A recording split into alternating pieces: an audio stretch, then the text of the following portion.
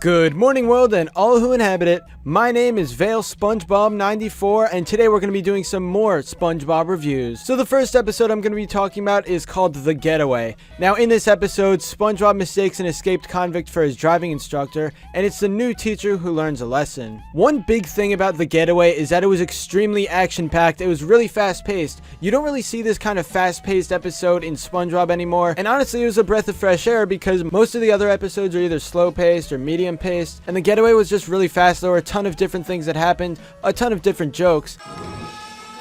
What are you waiting for?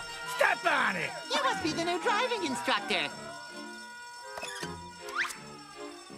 Student driver, that's me. I just don't take a bad picture, do I? And I don't know if it's just me, but when I watch this, I feel like it's basically SpongeBob Meets the Strangler, except car edition. Because back in SpongeBob Meets the Strangler, we see how naive SpongeBob was, because he was dealing with this criminal, and he was like spending the whole day with the criminal. So basically, SpongeBob was completely naive with everything going on in that situation.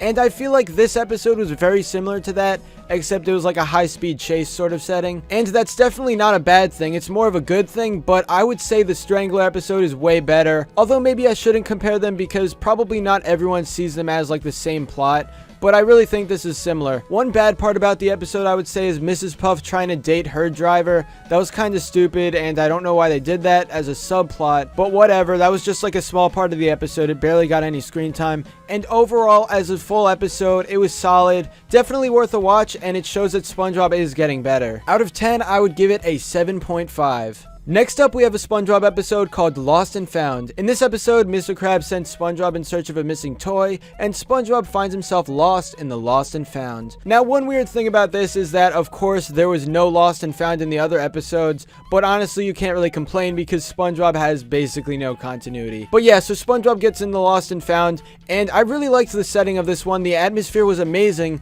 because it's like a mystery, like what are you going to find underground? And I'm not going to spoil everything that happens like underground, but there are a few good jokes in here, and it's cool to see like which mysterious stuff SpongeBob will find. And I would say the worst part about this episode is a crying little kid. I know that was kind of the point of the episode to make him annoying, but he just got like way too much screen time. But one really amazing thing about Lost and Found is that there were a ton of references to other episodes, and there was even stuff from the first SpongeBob movie. I think that's really awesome. It doesn't automatically make an episode good, and it's really awesome to see because we're reminded that these new episodes, although they're much different than the older ones, it's still the same world and everything still happened. So these Easter eggs are pretty cool to see. Once you watch the episode, I suggest looking for them because they're pretty awesome. Overall, this episode, again, it was solid. Nothing too amazing, nothing too bad. I would give it an 8 out of 10. I would say it's slightly better than The Getaway because I just really like the environment in this one. But I know other people will probably have different opinions.